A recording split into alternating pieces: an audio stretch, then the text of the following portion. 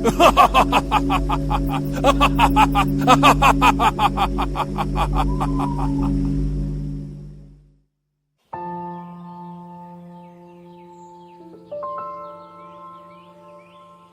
दिन राजा अशोक अपने महल के बाहर बगीचे में टहलने का आनंद ले रहे थे कि तभी वहाँ पर उनकी पत्नी रुक्मणी आ पहुँची। राजा अशोक अपनी पत्नी की ओर देखकर बोले, अरे क्या बात है रुक्मणी, ये तुम्हारे चेहरे पर चिंता की लकीरें कैसी झलक रही हैं? क्या बात है जो तुम्हें परेशान कर रही है, बताओ। ये क्या, आप तो चिंता और उदासी में कोई अंतर ही नहीं समझती। हम आपकी बात का मतलब नहीं समझ सके रुक्मणी। आखिर आप कहना क्या चाहती हैं? जरा साफ साफ शब्दों में कहिए। मैं कब से आपसे कह रही हूँ कि मैं आपके साथ शिकार पर जाना चाहती हूँ। इस महल के दीवारों से बाहर निकलकर जंगल की ठंडी ठंडी हवा, पंछियों की आवाज और खुला आकाश, इन सब का आनंद लेना चाहती हूँ। राजा अशोक मुस्कुराते हुए अपनी पत्नी से बोले, अच्छा हमें क्षमा करें रानी, अब राजकाज की व्यस्तता में शायद हमने आपके मन की बात अनसुनी कर दी, लेकिन अब चिंता की कोई बात नहीं है। हम इस पल से ही सब कुछ छोड़कर आपके साथ शिकार पर चलेंगे। जंगल की सैर होगी और आपकी हर इच्छा पूरी होगी। चलिए शिकार के लिए तैयार हो जाइए। कुछ ही देर में राजा अशोक अपनी पत्नी और 2 सैनिकों के साथ जंगल में शिकार के लिए रवाना हो गए। वो सब शिकार की खोज करते करते जंगल के काफी अंदर तक निकल गए कि तभी रानी रुक्मणी अपने पति राजा अशोक से बोली, महाराज, मुझे लगता है कि हमें कुछ देर के लिए एक पेड़ के नीचे बैठकर आराम करना चाहिए। यहाँ की शांति और प्रकृति के सौंदर्य का आनंद लेते हुए थोड़ी देर विश्राम करना सही रहेगा। हाँ बिल्कुल, आप बिल्कुल सही कह रही हैं रुक्मणी। अरे आपने तो हमारे मुंह की बात छीन ली। हम भी बिल्कुल यही सोच रहे थे कि थोड़ी देर यहाँ पर बैठकर आराम किया जाए। बहुत लंबा सफर हो गया है ना। इतना बोलकर राजा अशोक अपनी पत्नी के साथ एक वृक्ष के नीचे बैठ गए और दोनों सैनिक वहाँ पर पहरा देने लगे।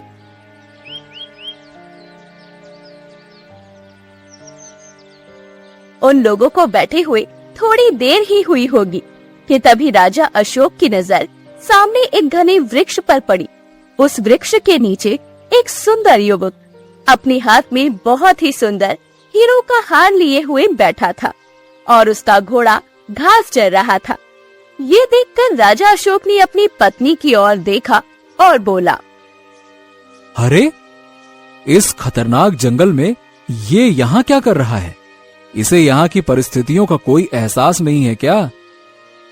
रानी रुक्मणी उस युवक के हाथों में हार देखकर चौंकती हुई अपने पति अशोक से बोली, महाराज, क्या आपने उसके हाथों में वो हीरो का हार देखा? कितनी अद्भुत चमक है उसमें, बहुत सुंदर और कीमती भी लग रहा है। ऐसा हार तो मैंने पहले कभी नहीं देखा। क्या ये हार आपको पसंद आया रुक्मणी? अगर आपको भा गया है तो हम इसे आपके लिए मंगवाने का इंतजाम करेंगे।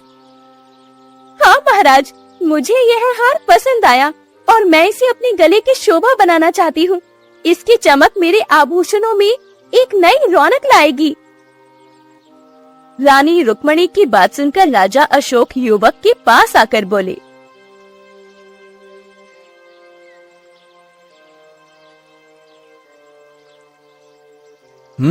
युवक, कौन हो तुम? प्रणाम प्रणाम महाराज, मेरा नाम आदित्य है और मैं एक व्यापारी हूँ। मैं अशोक नगर में व्यापार करने जा रहा था, लेकिन घोड़े पर लंबी यात्रा के कारण बहुत थक चुका था, तो सोचा जंगल से गुजरते हुए यहाँ पर बैठकर आराम कर लूं, ताकि आगे की यात्रा के लिए थोड़ा और हिम्मत आ सके, तैयार हो सकूं। मैं ही अशोक नगर का राजा अशोक हूँ। ये सुनकर आदित्य मुस्कुराते हुए राजा अशोक की ओर देखकर बोला, अरे मेरे तो भाग्य खुल गए महाराज। इस घने जंगल में आपके दर्शन हो गए। अरे मुझे तो बहुत खुशी हो रही है। आपके जैसे महान व्यक्ति से मिलना अरे एक बड़ा सम्मान है अपने आप में। ठीक है। ये बताओ कि तुम्हारे हाथों में जो ये हार है ये बहुत सुंदर है। ये मेरी पत्नी को बहुत पसंद आ गया है और हम इसे खरीदना चाहते हैं ताकि उसे हम खुश कर सकें। तो चलो बताओ इसकी कीमत क्या है। महाराज, अब महारानी को जो हार पसंद आ जाए, अरे उसकी क्या कीमत, कोई कीमत नहीं होती। ये तो मेरे लिए गर्व की बात है कि मेरा हार स्वयं महारानी को पसंद आया है। मैं ये हार आपको भेंट स्वरूप देना चाहता हूँ ताकि महारानी की खुशी में मेरा योगदान हो सके छोटा सा। इतना बोलकर आदित्य ने वो हार राजा अशोक को पकड़ा दिया। बहुत अच्छे, बहुत अच्छे। मुझे तुम्हारी ये अदा बहुत पसंद आई आदित्य। तुम्हारी उदारता ने मेरे दिल को छू लिया। ठीक है, अब हम तुम्हें अपने महल में बतौर अतिथि निमंत्रण देते हैं। आज से जब भी तुम अशोक नगर आओ तो हमारे महल में ही ठहरना। तुम्हारे साथ वक्त बिताना हमारे लिए एक सम्मान की बात होगी। जैसी आपकी आज्ञा महाराज। ये आपके लिए नहीं बल्कि मेरे लिए बड़े सम्मान की बात है कि मुझे आपके महल में ठहरने का अवसर मिलेगा। फिर राजा अशोक हार लेकर अपनी पत्नी रानी रुक्मणी के पास चले गए और अपने हाथों से रानी रुक्मणी के गले में उस हार को पहना दिया। कुछ ही देर में राजा अशोक अपनी पत्नी के साथ अपने महल लौट आए।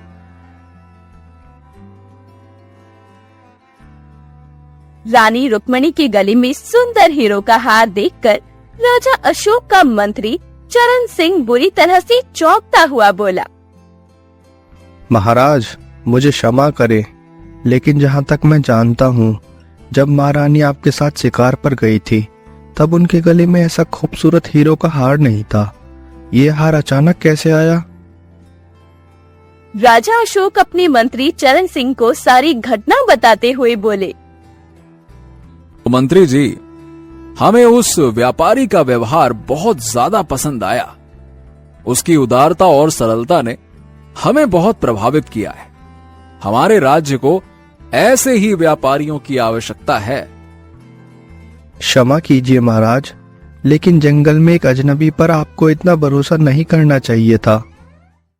मंत्री चरण सिंह ने इतना कहा था कि तभी रानी रुक्मणी रंग बिरंगी किरणों के साथ एक बकरी के रूप में परिवर्तित हो गई। ये देखकर राजा अशोक बुरी तरह से चौंक पड़े और मंत्री चरण सिंह की ओर देखकर बोले, तुमने बिल्कुल सही कहा था मंत्री चरण सिंह। हमें उस अजनबी पर भरोसा करना ही नहीं चाहिए था। इसका मतलब वो व्यापारी झूठ बोल रहा था। वो हमारे राज्य नहीं आ रहा था। ये जरूर हमारे दुश्मन का कोई भयानक षड्यंत्र है। इतना बोलकर राजा अशोक तुरंत अपने सैनिकों की ओर देखकर बोले, सैनिकों, जाओ और जाकर उस व्यापारी को तुरंत पकड़कर राजमहल लेकर आओ, इसी वक्त।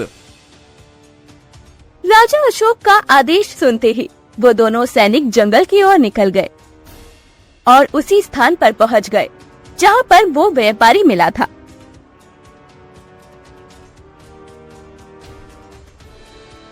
यहाँ तो कोई व्यापारी नहीं है। लगता है महाराज सही कह रहे थे, वो व्यापारी झूठ बोल रहा था। हाँ, वो अशोकनगर नहीं आ रहा था। उसकी बातों में कोई सच्चाई नहीं थी। चलो ये सारी बात चलकर महाराज को बताते हैं।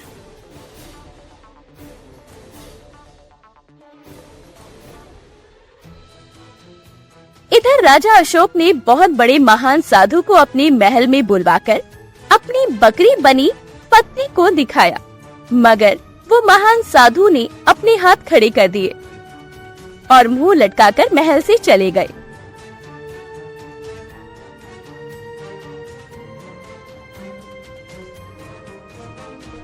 कुछ ही देर में दोनों सैनिक सर झुकाए हुए महाराज अशोक के सामने खड़े थे। क्या हुआ? तुम दोनों ये सिर झुकाए हुए और मुंह लटकाए हुए क्यों खड़े हो? तुम्हारी चुप्पी से मुझे चिंता हो रही है। कहाँ है वो व्यापारी? महाराज, हमने जंगल का चप्पा चप्पा छान मारा, लेकिन हमें उस व्यापारी का कोई नामो निशान नहीं दिखाई दिया। ऐसा लगता है कि वो चुपचाप कहीं गायब हो गया है। महाराज, हमें क्षमा कीजिए, हमने उसे हर जगह ढूंढा लेकिन वह कहीं नहीं मिला। हमें समझ में ये नहीं आ रहा कि उसे जमीन खा गई या आसमान निगल गया। राजा अशोक क्रोधित होकर अपने मंत्री चरण सिंह से बोले, ओ मंत्री चरण सिंह, उन महान साधु ने भी अपने हाथ खड़े कर दिए हैं और मुझे पूरा विश्वास है कि हमारी महारानी जरूर उस हीरे के हार के कारण ही बकरी में परिवर्तित हुई हैं। और तो और महाराज, उन महान साधु ने हीरे के हार को स्पर्श करने तक से मना कर दिया था। जिसने भी मेरी पत्नी को बकरी बनाया है वही उसे सही कर सकता है। जाओ, जाकर तुरंत हमारे राज्य में ऐलान कर दो कि जो भी व्यक्ति उस व्यापारी को पकड़कर हमारे सामने लाएगा, हम उसे अपना आधा राज्य इनाम में सौंप देंगे। अब हमें जल्दी से जल्दी इस समस्या का समाधान चाहिए। जाओ। इतना बोलकर राजा अशोक अपने दोनों सैनिकों से बोले, और सैनिकों, जाओ और जाकर तुरंत हमारे राज्य के सबसे कुशल चित्रकार को बुलाकर लाओ। मुझे उस व्यापारी का हुलिया अच्छी तरह से याद है। और सुनो, किसी ऐसे चित्रकार को पकड़कर लाना जो हूबहू उस व्यापारी की तस्वीर बना सके, ताकि हम उस व्यापारी को राज्य भर में पहचान सकें और ढूंढने का काम तेजी से शुरू हो सके। हम और समय बर्बाद नहीं करना चाहते। जल्दी जाओ।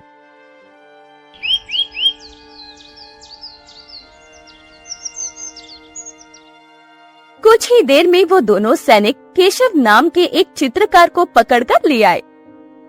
राजा अशोक उस चित्रकार को उस व्यापारी का हुलिया बताने लगे। केशव ने हूबहू उसी व्यापारी का चित्र बनाकर राजा अशोक को पकड़ा दिया।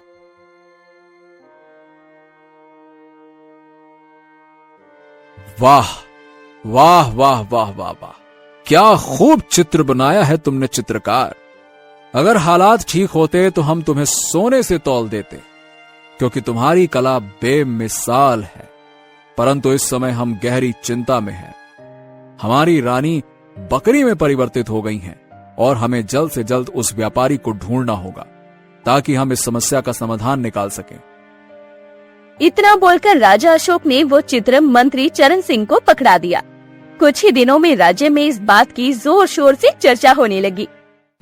तभी उस गांव में रहने वाला अर्जुन एक पेड़ के नीचे बैठा हुआ ठंडी ठंडी हवा का आनंद ले रहा था। तभी उसका मित्र कन्हैया उसके पास आया और बोला, अरे भाई अर्जुन, तुम यहाँ पेड़ के नीचे बैठकर बढ़िया ठंडी हवा के आनंद ले रहे हो। वाह वाह वाह। और उधर राज्य में अफरा तफरी का माहौल मचा हुआ है भाई। हाँ, मुझे सब पता है। महाराज जंगल में गए थे और वहां उनकी मुलाकात एक विचित्र व्यापारी से हुई, जिसने महाराज को भेंट स्वरूप एक हीरो का हार दे दिया और महाराज ने वो हार महारानी को पहना दिया। लेकिन जैसे ही महारानी ने वो हार पहना, तभी अचानक से महारानी बकरी में परिवर्तित हो गई। यही घटना पूरे राज्य में चर्चा का विषय बन गई है। अरे ये तो राज्य का बच्चा बच्चा जानता है, पर मैं तुम्हारे लिए एक खास सूचना लेकर आया हूँ, जिसे सुनकर तुम खुश हो जाओगे। हाँ।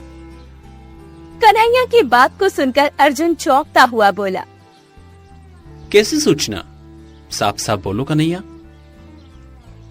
देखो, महाराज ने ये ऐलान किया है कि कोई भी अगर उस विचित्र व्यापारी को पकड़कर उनके सामने लेकर जाएगा तो वो उसे अपना आधा राज्य सौंप देंगे।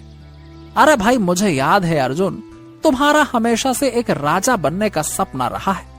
अब ये तुम्हारे लिए अपने सपने को सच करने का एक सुनहरा अवसर है। तुम इस मौके को भला कैसे छोड़ सकते हो? बोलो बोलो बोलो। अगर ऐसी बात है तो मैं उस विचित्र व्यापारी को पकड़कर महाराज के सामने जरूर लेकर आऊंगा। इतना बोलकर अर्जुन तुरंत राजमहल की ओर निकल गया।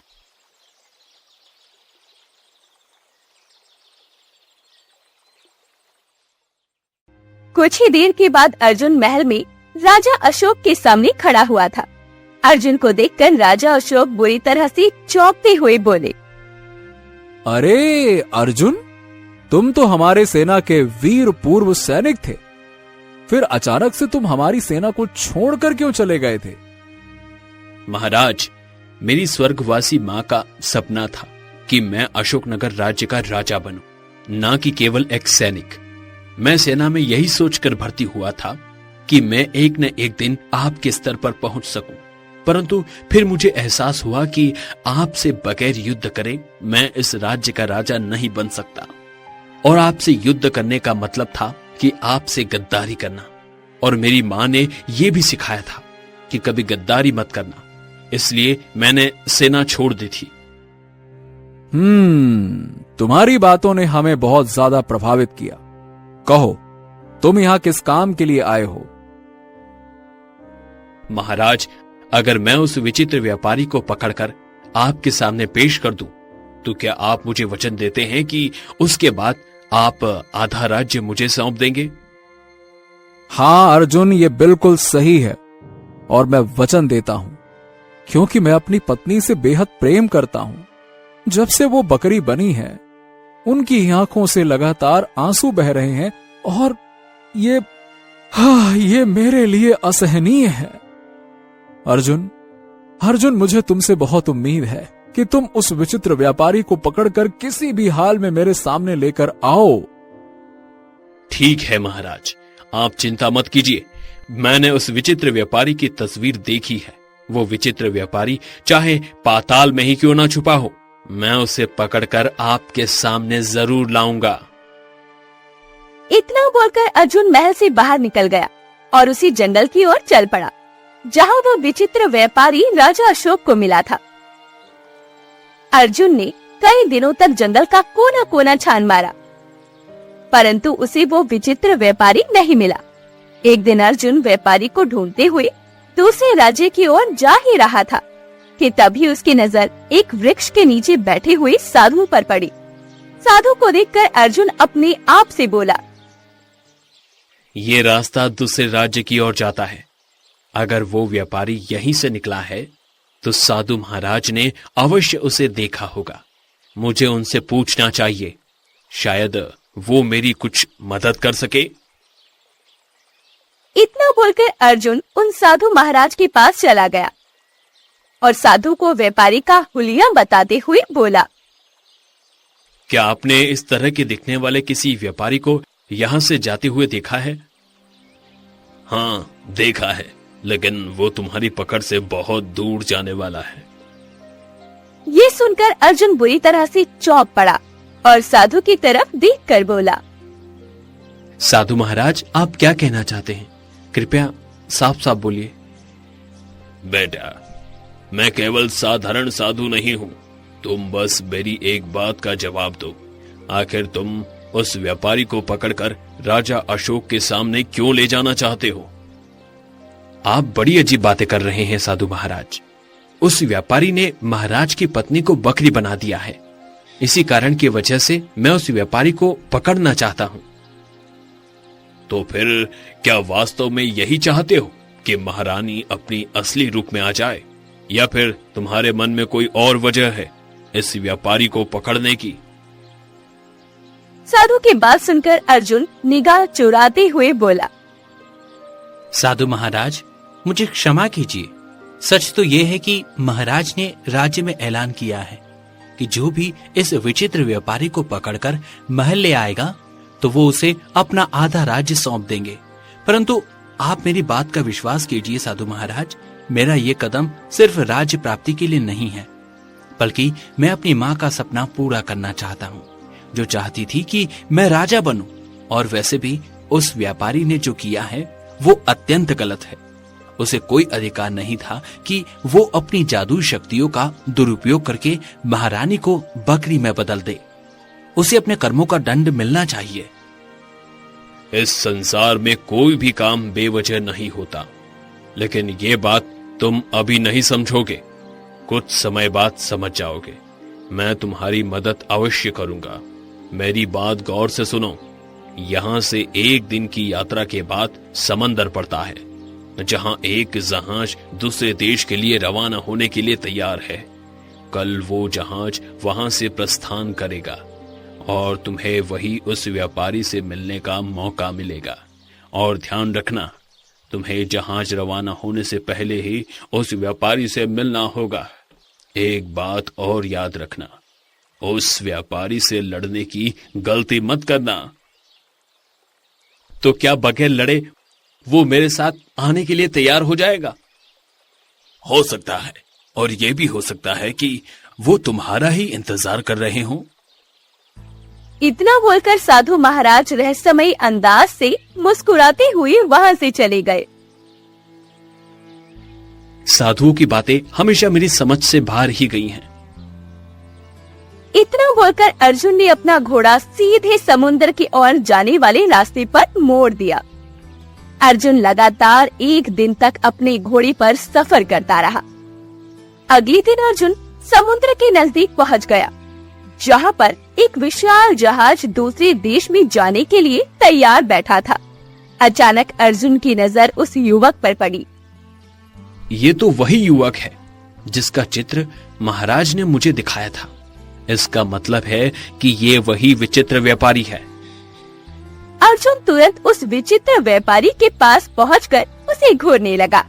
अपनी और अर्जुन को घूरता देखकर विचित्र व्यापारी मुस्कुराते हुए अर्जुन से बोला, क्या बात है, तुम मुझे ऐसे क्यों घूर रहे हो? तुम्हें मेरे साथ अशोकनगर चलना होगा। अर्जुन की बात सुनकर विचित्र व्यापारी मुस्कुराते हुए बोला, अच्छा अच्छा समझ गया। तो तुम्हें राजा अशोक ने भेजा है। मैं तो सोच रहा था कि राजा अशोक स्वयं यहाँ पर चलकर मुझे ढूंढते हुए आएंगे। खैर चलो ठीक है, वैसे भी मैं एक व्यापारी हूँ। हालांकि पिछली बार जो सौदा मैंने उनसे किया था वो घाटे का सौदा नहीं था। वो कीमती हार मैंने राजा अशोक को मुफ्त में दे दिया था। चलो इस बार उनसे दूसरा सौदा करता हूँ।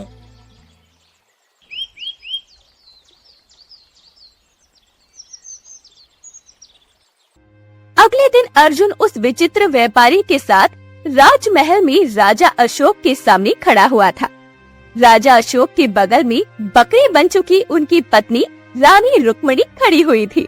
राजा अशोक क्रोधित होकर उस विचित्र व्यापारी से बोले, अरे ओ ढोंगी व्यापारी, तुमने हमारे साथ जो किया है वो अत्यंत गलत है। हमारी पत्नी को तुमने बकरी बना दिया और तुमने हमारी इज्जत और मान का अपमान किया है। अब तुम्हें हमारी पत्नी को उसी असली रूप में वापस लाना होगा। अगर तुमने ऐसा नहीं किया तो जान लो मैं तुम्हें बख्शने वाला नहीं हूँ। महाराज, आपकी पत्नी के गले में जो हीरों का हार है ना, वो हार कोई मामूली हार नहीं है, बल्कि ये एक जादुई हीरों का हार है। और उस हार को केवल आप ही उतार सकते हैं। जैसे ही आप अपनी पत्नी के गले से ये हार उतारेंगे तो वो अपने असली रूप में लौट आएंगी। हाँ। ये सुनकर राजा अशोक ने जैसे ही महारानी के गले से हार उतारने के लिए हाथ आगे बढ़ाया, तभी विचित्र व्यापारी हंसते हुए बोला, अरे महाराज रुकिए तो रुकिए, पूरी बात तो सुन लीजिए, इतनी भी क्या जल्दी है। आप जैसे ही इस बकरी के गले से हीरो का हार उतारेंगे, आपकी पत्नी तो असली रूप में आ जाएंगी, लेकिन इसके बदले में आप बकरी के रूप में बदल जाओगे और यही मेरा सौदा है। ये सुनकर राजा अशोक बुरी तरह से क्रोधित हो उठे और व्यापारी से बोले, अरे नीच व्यापारी, ये क्या घिनौना खेल खेल रहे हो तुम हमारे साथ? आखिर तुम हमसे किस बात का बदला ले रहे हो? मैं तो तुम्हें जानता तक नहीं। साफ साफ बताओ, हमारे किस शत्रु ने तुम्हें यहाँ पर भेजा है? बोलो। राजा अशोक की बात सुनकर विचित्र व्यापारी अचानक से क्रोधित होता हुआ बोला, अरे ओ राजा, तो सुनो सीधी सीधी बात। हरिया और उसकी पत्नी बिंदिया, ये तो याद है ना आपको? बोलो। हरिया और बिंदिया का नाम सुनकर राजा अशोक बुरी तरह से चौंक पड़ा। क्या तुम हरिया और बिंदिया को कैसे जानते हो? मैं हरिया और बिंदिया का ही पुत्र हूँ महाराज। अरे बरसों पहले मेरे पिता ने अपने भूखे बच्चे को देखकर एक रोटी चुराने का अपराध किया था, क्योंकि वो अपने उस भूखे बच्चे को नहीं देख सका था। इसीलिए मजबूरन चोरी की और रोटी वाले ने आपसे शिकायत कर दी और आपने मेरे माता पिता को बंदी बनवा लिया। उन्होंने आपके सामने कितनी मिन्नतें की, लेकिन आप तो इतने निर्दयी थे कि आपको उन पर दया तक नहीं आई, क्योंकि आप तो बहुत महान राजा थे ना। चोरी जैसे महापाप को आप कैसे बर्दाश्त कर सकते थे? तो आपने उस समय मेरे पिता के साथ एक सौदा किया था कि मेरी माँ और पिता में से केवल एक को ही जीवित छोड़ा जाएगा, और आपने अपने वचन के अनुसार मेरे पिता को मेरी आंखों के सामने मार डाला। वो दर्द, वो घड़ी आज भी मेरी आत्मा को तड़पाती है महाराज, आज भी। विचित्र व्यापारी की बात सुनकर अर्जुन और महल में मौजूद सभी लोग आश्चर्य से उसे देखने लगे। बस महाराज, बस। उसी दिन मैंने फैसला कर लिया था कि मैं आपसे बदला जरूर लूंगा, पर यह बदला साधारण नहीं होगा, बल्कि इतना विचित्र और अनोखा होगा जिसे अब तक के इतिहास में किसी ने ना लिया हो। उस दिन मैंने अपने मन में प्रण लिया कि मैं धनवान बनूंगा। मैंने कड़ी मेहनत की और आखिरकार एक धनवान व्यापारी बन गया। धनवान बनने के बाद मैंने एक महान जादूगर को ढूंढा और उसे ढेर सारा धन देकर ये जादुई हार तैयार करवाया। मुझे मालूम था कि आप अपनी पत्नी के साथ शिकार के लिए जंगल में आए हो, इसीलिए मैं जानबूझकर आपके रास्ते में बैठा था। मैं जानता था कि इस हीरे के हार को देखकर महारानी जरूर इसे खरीदने की जिद करेंगी। ये सब कुछ मेरी योजना का हिस्सा था। देखो युवक, ठीक, मैं तुम्हारा दर्द, तुम्हारी पीड़ा समझ सकता हूं और हम अपनी गलती मानते हैं। जो कुछ भी हुआ वो मेरे कठोर फैसलों का परिणाम था। हमने उस समय जो निर्णय लिया वो शायद गलत था। इसीलिए मैं एक राजा होते हुए भी तुमसे क्षमा मांग रहा हूं। कृपया अब मुझे क्षमा कर दो। नहीं, आपको क्षमा नहीं किया जा सकता महाराज।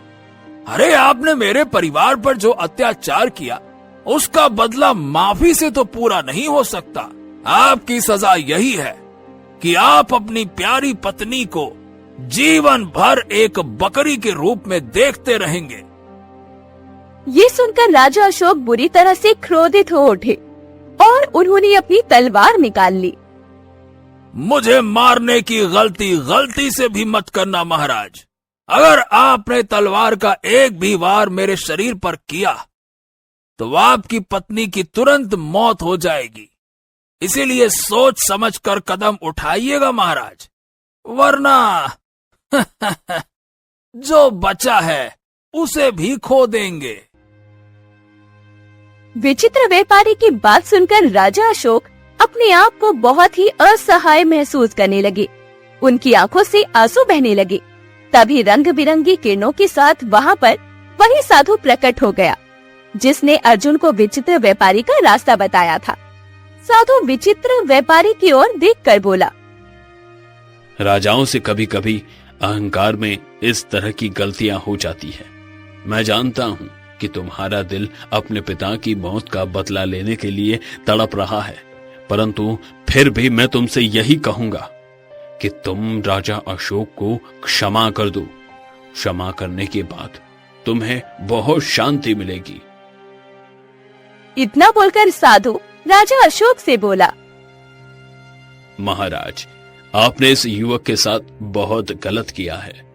आपने इसका बचपन, इसकी खुशियां सब कुछ छीन ली। सही मायने में तो आपको इससे दिल से क्षमा मांगनी चाहिए। राजा अशोक तुरंत विचित्र व्यापारी के पास पहुँचे और रोते हुए बोले, युवक मुझे माफ कर दो युवक। अरे हमें बहुत गहरा पछतावा हो रहा है। अरे हमसे बहुत बड़ी गलती हो गई। हमें क्षमा कर दो, हमें क्षमा कर दो। राजा को ऐसी तड़पता हुआ देखकर विचित्र व्यापारी का दिल पिघल गया और उसने तुरंत अपने हाथों से महारानी का हार तोड़ दिया। हार तोड़ते ही महारानी अपने असली रूप में आ गई और विचित्र व्यापारी राजमहल से बाहर चला गया। साधु भी रंग बिरंगी किरणों के साथ वहाँ से गायब हो गया। तभी राजा अशोक अर्जुन की ओर देखकर बोले, अर्जुन, हम तुम्हें आधा राज्य देने के लिए तैयार हैं। तुम्हारे साहस और समझदारी ने हमें इस संकट से निकाला। परंतु अब मैं लेने के लिए तैयार नहीं हूं महाराज। मैं समझ गया कि राजा केवल वही नहीं होता जो सिंहासन पर बैठता है, बल्कि राजा तो वो इंसान होता है जिसके दिल में दूसरों के प्रति इंसानियत और प्रेम की भावना होती है। इतना बोलकर अर्जुन वहाँ से चला गया।